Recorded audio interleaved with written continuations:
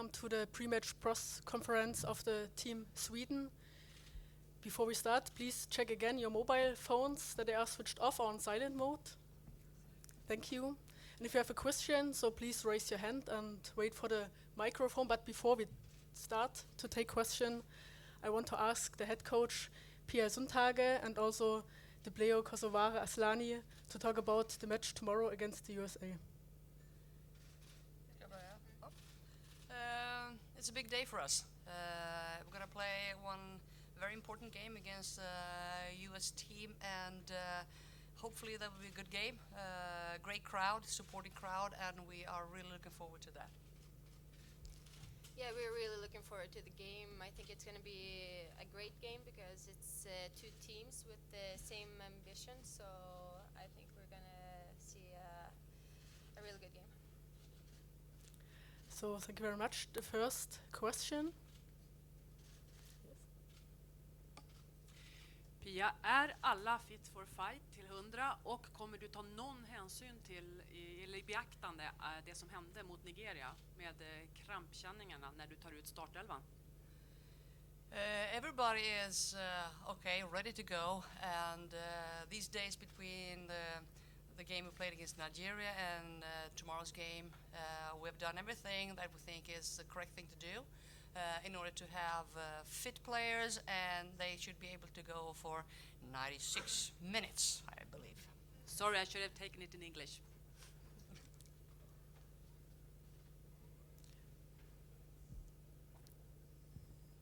Pia, as you prepare to game plan to go against Hope Solo tomorrow, who you know very well, what is it about her that makes her mental strength what it is, that she's able to put aside any distractions off the field, whatever they may be, and focus solely on the game? Well, I don't know today because I'm not the coach of the US team.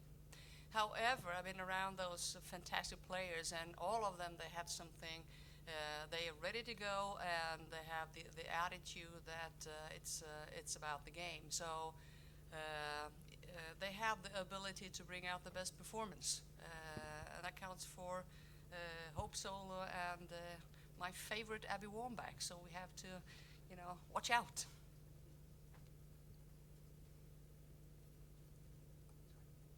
Hi, Pia. Your comments in an interview with the New York Times got a lot of attention in the United States, especially the comments about 3 of the American players. Was it your intention to get a reaction, or were you just speaking your mind? Then you have to tell me what I've said.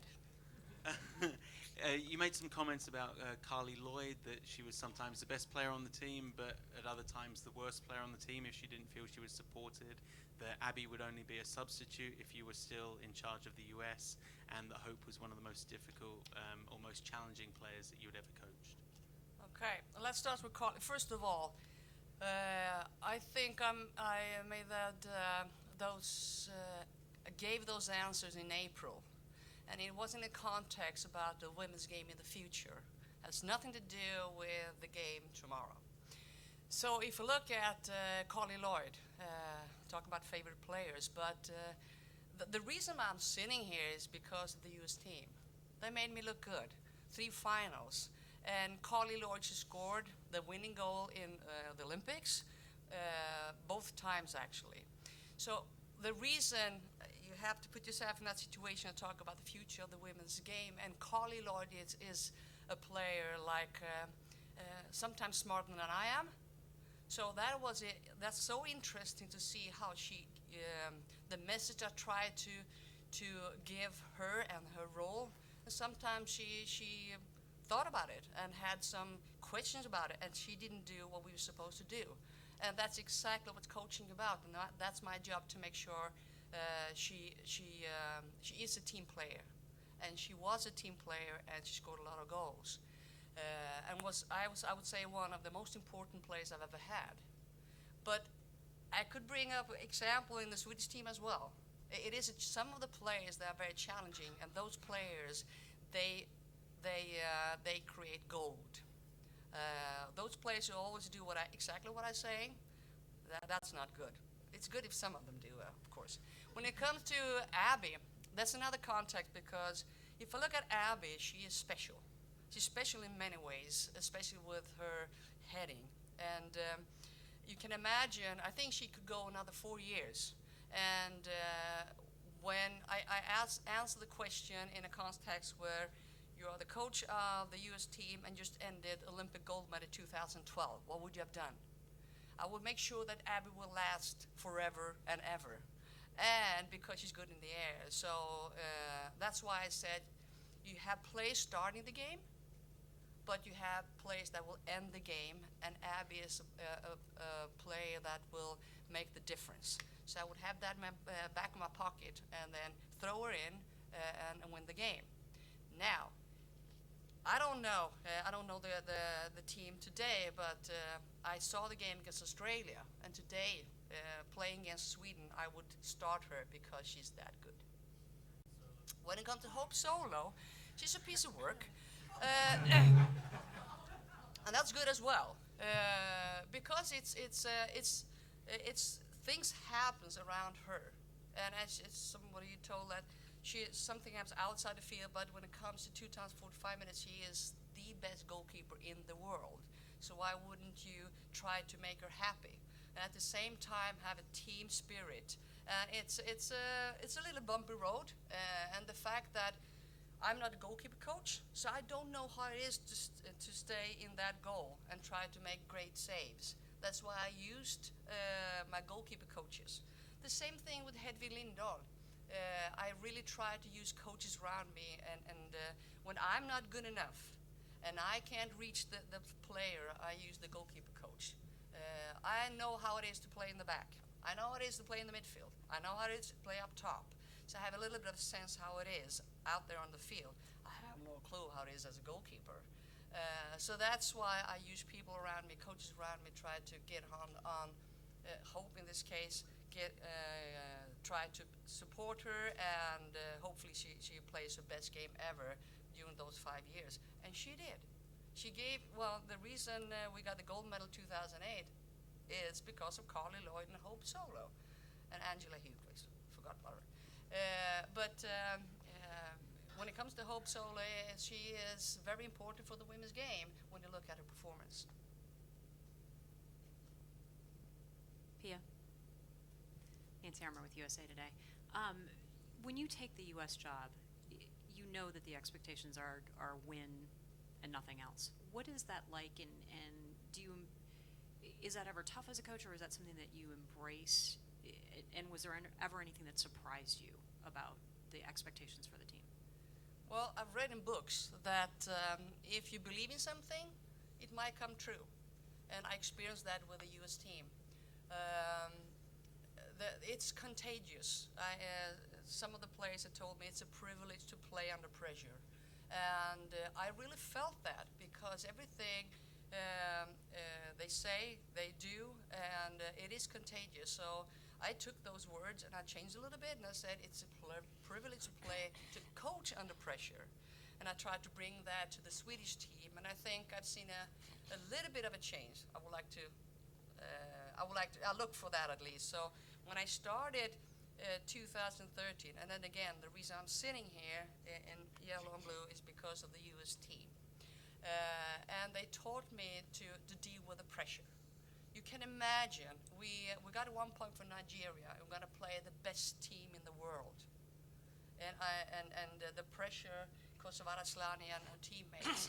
And it's my job to make sure that we try to do our very best. We did that against Nigeria. It was a stretched game, but now we have played the first game, and I think it will be a little bit different when playing the second game. So it's a lot of pressure, and I've been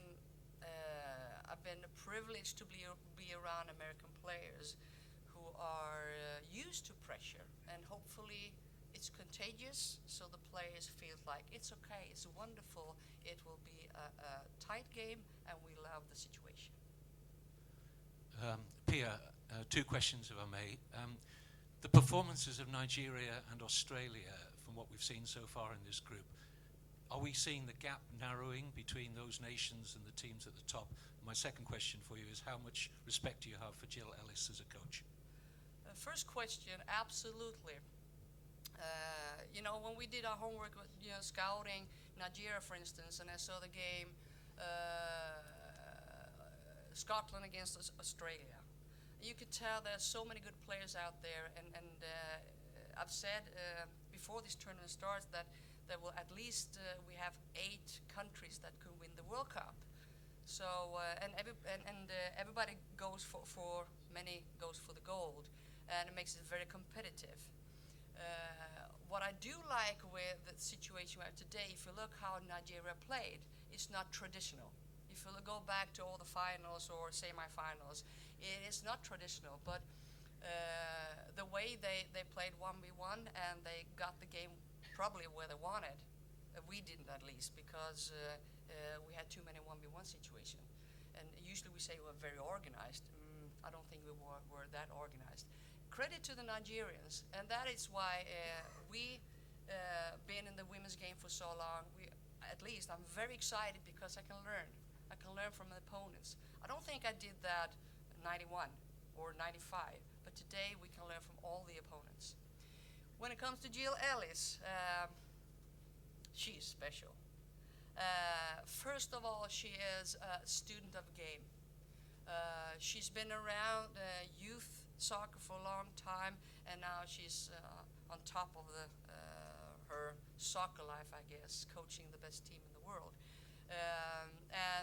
Everything been around her, she's a positive person. She likes people, and she has a great chance to win the World Cup with the US team. Pia, I have to go back to the interview in the New York Times. Even if it was made 3 months ago, you must be aware of the fact that it was going to be published during the World Cup. And are you surprised about the emotions it stirred? And is it part of like a psychological warfare? Not at all. I'm not that smart. First of all, just answer questions in such a way I want to tell people how fantastic the women game is. And I'm also hoping getting even more interesting following up question. So if I just give you the same old answers, it will be boring. And I really try my best to give the women's soccer what they actually deserve. So that's why I brought up Hope Solo, I brought Abby, I think I brought Christy Rampone, the best captain I've ever been around, and I think I brought up Megan Rapinoe, Tobin Heath, because I've been around role models, not only role models for the women's game, I would say for soccer and for women in general. So, and sometimes I heard a comment, you talk too much. Yeah, probably I do. But at the end of the day, what's the worst thing that could happen? I get another question for you and you think, she talks too much, or that's not good enough. Well, whatever. There'll be another day tomorrow, and we have a game tomorrow anyway. All right. I have one question for Kosovare, which is, what's your physical status? And I've got one question to you, Pia. Back to the interview again. You told the reporter, and that was in April, right? Yeah, you told the reporter that you cannot stay in the Swedish team when your contract expires, and you're already thinking about what's going to happen in 2016 and where to go next. So what's your comment upon that?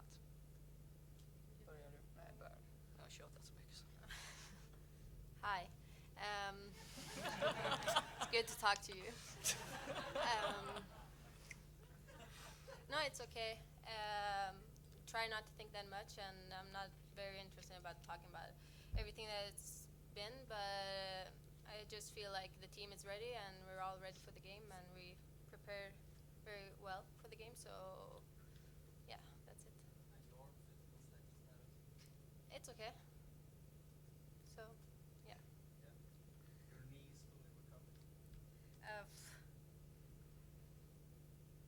We'll see, but we're ready for the game.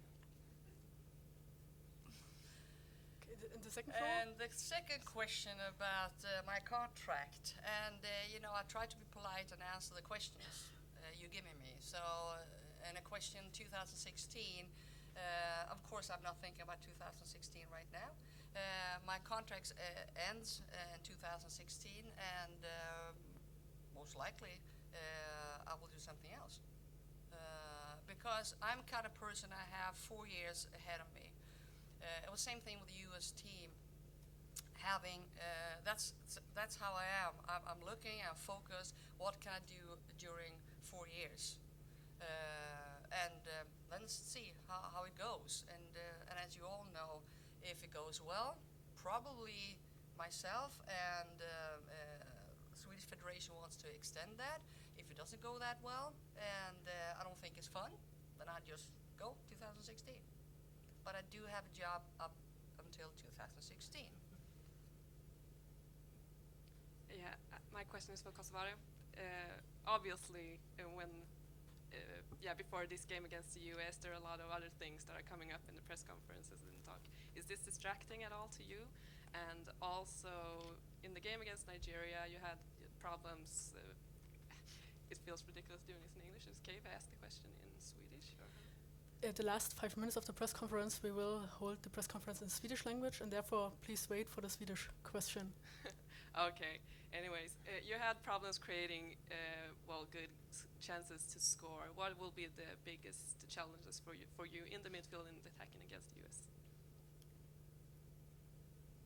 I think we're well prepared and we've been practicing for the game, and tomorrow it's all about being there, both physical and mentally. So that's like the most important thing for us. And so, like I said before, we're ready, and we're ready to go. I don't know the first question that you said.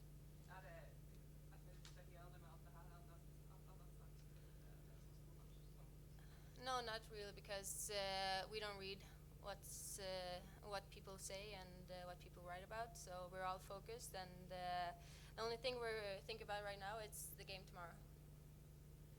Pia, you know a lot about, over here, the United States, and coaches on your team and the United States have coached players on both teams. What are the positives and negatives in that situation? As always, we try to put myself in their shoes, and you know what kind of plays they have, and we've seen one game. I think the dangerous would be that you caught up. You're so eager to try to figure out how they think, and you lose your own chance to play your own game. So that's a balance, but you don't want to be just arrogant and stupid. Well, I don't care how they think and what they do because we're going to do this. That's not going to happen because we're going to play the best team in the world. Pia, over here. Right here. In your time coaching the U.S., when that team was challenged, when its back was to the wall, in your experience, how did they react? In a very good way. And that back then, I don't know how it is today, but again, I think the players, they are very good at play under pressure. Obviously, they like it, so they bring out the best game tomorrow. This question is for both of you. Kristen Press has spent several years playing in Sweden and said she really developed there and became a fully rounded soccer player there. I wonder if you think that gives her an advantage against you tomorrow, and what do you expect her to bring tomorrow? I think Kristen Press is an amazing player, and I think it's good that she's been in Sweden, but maybe she knows how our defender plays, but I think our defenders knows a lot about her too. So I think it's fine. Well, if you look at Kristen Press, I remember I didn't call her up for the national team when I was a coach for the U.S. team. She went to Sweden and she became a better player. I give credit to that to Damallsvenskan. All the games she played there, and she became a better player, and I think she is so much better today. It developed her game compared to when I was a coach for the U.S. team. Pia, here. You've referred to the U.S. team now 3 times as the best team in the world. Do you believe that's so because of technical ability, or is it more of the swagger and the attitude that they have that you've spoken about in the past? Good question. I don't want to give you a very long answer, but I don't. How would I put this? It is, if you look back in history and the expectations all the players have, so I think they will bring that. I've experienced that, 2008, given that example, it wasn't the most brilliant soccer we played, but we put it together, and I think they have the ability to do that. And one of the reasons, of course, the individual players, but also the history. And it's good to look back, okay, we've been successful, we're going to be successful. When it's come to technical stuff, there are other players, other teams that are more technical than the States. Now, with having that said, if you have a game, you have to bring it. It's one thing, especially when it really matters. So go back to the World Cup 2011. It was a fantastic game against the Japanese team. And then I would say you have two technical teams. But when Japan plays against not the final play, the group play, you would think that's the most technical team I've ever seen. But when it really matters, the States, they have ability to bring out the best performance. This is a question for Kosovari. For all intents and purposes, what we've seen is that the USA is at home here. They have a lot of support.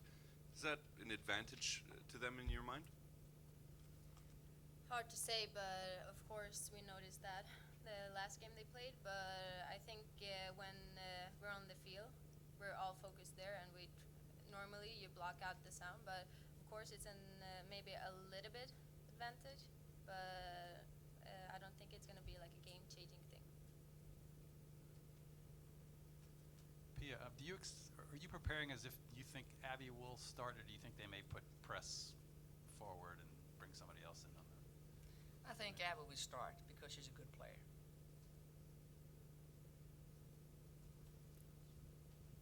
Pia, over here to your right, you've spent much of this session lauding the American players and calling them the best team in the world. What chance do you stand tomorrow? Well, we have a chance because if you look at the plays we have, the central line, and talked about history before, and we do have goal scorers, and the fact that we scored 3 goals, that's something we'll bring to the game.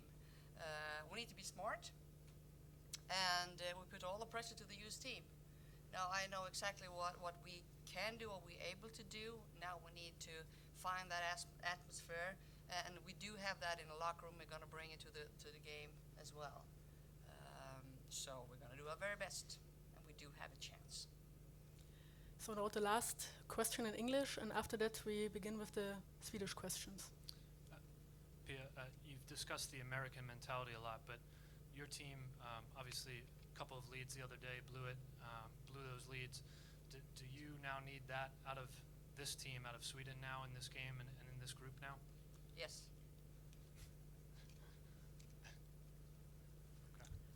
Okay, now the Swedish questions, please.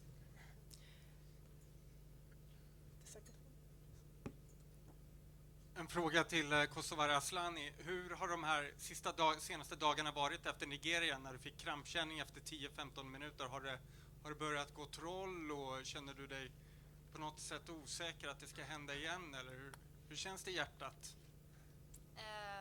Nej, men det känns okej. Vi har ju diskuterat matchen och allting överlag som hände, och jag tror inte att man har hittat något som har varit anledning till något, utan det var en engångsföreteelse för mig, och förhoppningsvis händer det aldrig igen. Kosse fortsätter på det temat. Jelverton sa häromdagen att han trodde att din kramp hade att göra med din skada med knät. Vad har du fått besked om krampen? Nej, för mig så jag tror inte att det handlar om det, utan men som sagt det bara hänt en gång i mitt liv, och det är jättesvårt att analysera. Men han skulle göra analyser. Ni har inte snackat om det? Nej, då får du fråga honom om hans analys. Varför tror du inte att det har att göra med knät? Jag har inget svar på det. Vi har i alla fall behandlat och gjort allting vi kan så att jag ska vara i så bra form som möjligt. Och ja.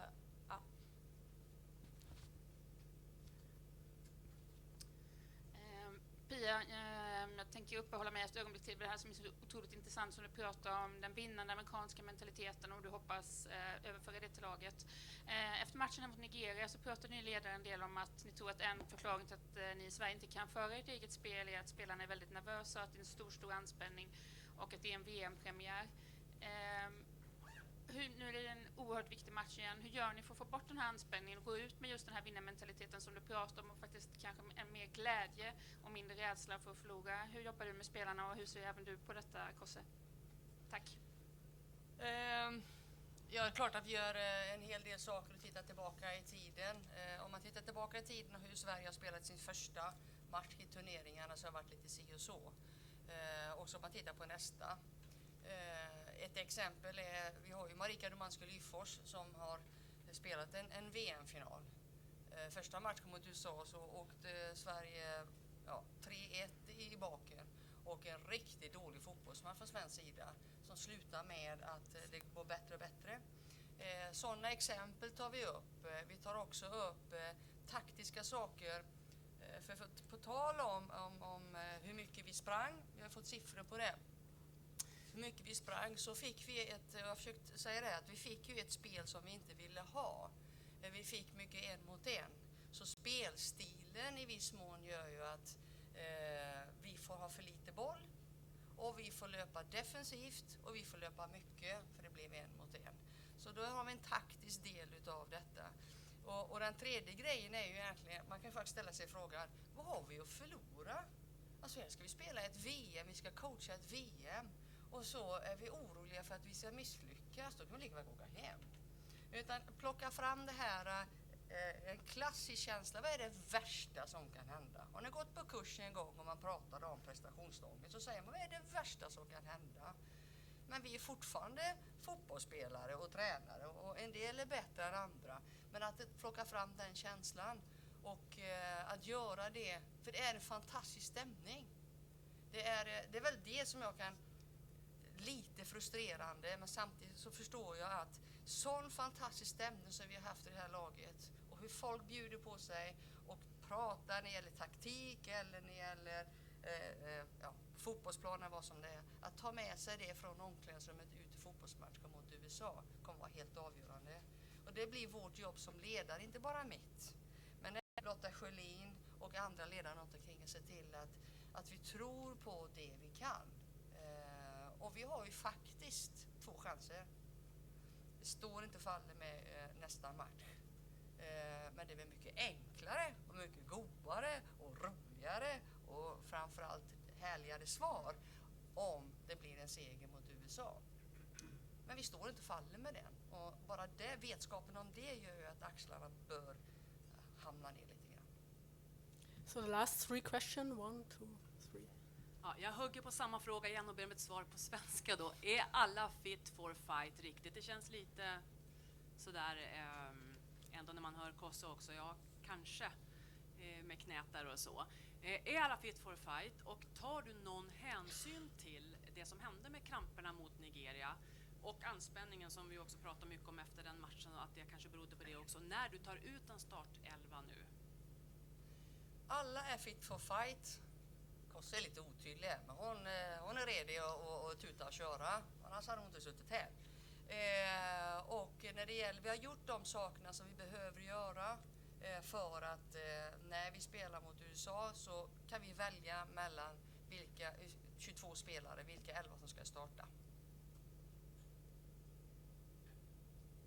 Om vi släpper krampen lite och pratar om spelet mot Nigeria där ni hade svårt att skapa chanser spelmässigt. Vad har du tryckt på rent i ert spel som behöver bli bättre för att ha en chans mot USA? Ja, ni såg ju att vi blir långt lag och det är liksom inte our cup of tea och vi kan inte finna kombinationer. Om ni tittar på sista målet som vi gör, 3-2 målet. Jag tror att vi har en 15, 16, 17 passningar och det är vår vänsterback som kommer upp och spelar in en passning till vår mittfältare. Vi har visat delar utav det och får man spela sån fotboll stundtals. Det är orealistiskt att tro att det är 90 minuter. Men får man spela den, då kan man springa hur mycket som helst. Och lägga till då blir ju att vi blir ett kortare, tajtare, mer kompakta lag i försvaret. Och den här övergången till försvar till anfall och vice versa som jag tror kommer bli avgörande imorgon. För USA har något liknande med att vara kompakta och att hitta en omställningsspel. Och båda lagen har snabba spelare, båda lagen har kloka spelare och båda lagen har några specialister också. Så en närhet till bollhållare kan man väl uttrycka det som. Att det är det vi har pratat mest om. Okay, so these were the last two questions. So thank you very much, Pia Sundhage and Kosovare Aslani, and good luck for tomorrow's match. Thank you. Why is there no word for competitiveness?